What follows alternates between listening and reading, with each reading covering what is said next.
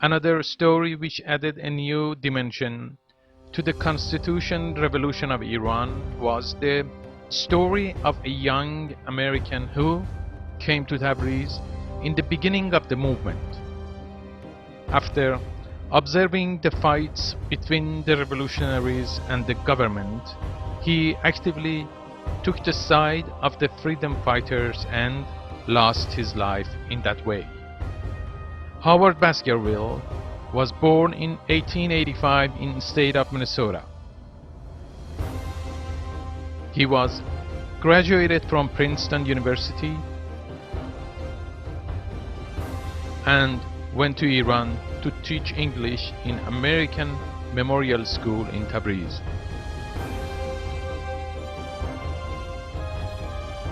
He had some military training in America, and because of that, he not only taught his students English, but also he familiarized them with organized armed fights. He was able to train a group of 300 armed men. Even though American consulate in Tabriz had warned him that he was not allowed to intervene in the internal affair of the host country, but he pursued what he was doing. On April 19th, 1909, the day of the final battle, Howard Baskerville and his fighters were ready in their positions even before the sunrise. The rest of the freedom fighters were also positioned on the same side of an open field, and on the other side were the government forces with the help of the Kazakhs. Eyewitnesses to the battle said Baskerville and his men approached the enemy by crawling in the weeds. At the moment that he thought he was close enough to them, ordered his men to shoot and fired the first shot himself. But Kazakhs were anticipating them too, and started to fire back fiercely, and Howard Baskerville got shot by one of the first bullets.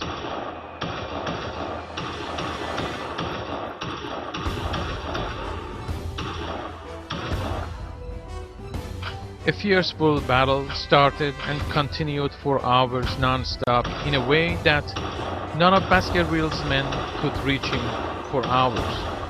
Finally, when his men got to him, they realized he was already dead.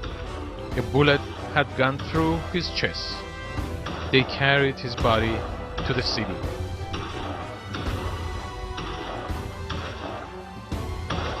On that day, the battle was going on till evening.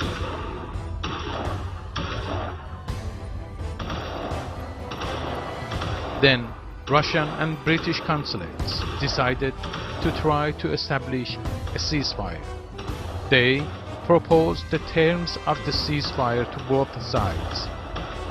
Sattar Khan agreed on the terms of the ceasefire as he was watching the battle through his binocular, and ordered his fighters to stop shooting. All of a sudden, both sides stopped shooting at each other, and the battlefield became silent from the gunshots. And finally, the injured could be helped. The day after the big battle, Tabriz was busy burying the martyrs. There were many to bury, but one funeral was standing out from the rest, and it was the one for Howard Baskerville. People carried his casket on their shoulders to the Armenian cemetery. A few times on the way, they stopped and opened the casket so people could say a farewell to the young American. Baron Sadrat, who was one of the Armenian freedom fighters, in his speech at the funeral said, "Now I have no doubt the Constitution Revolution will win because the blood of this brave young man has given it more color than ever." Then he turned to the people to comfort them and said, I know your bodies are tired and your stomachs are empty, but instead you are blessed with freedom now. Tabriz Council was trying to raise some money and send it to his mother in America. But the American consulate in Tabriz thanked them and let them know it was not necessary.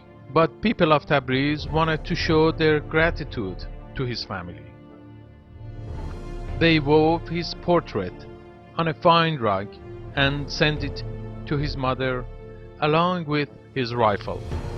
On his rifle they engraved this: killed for our freedom.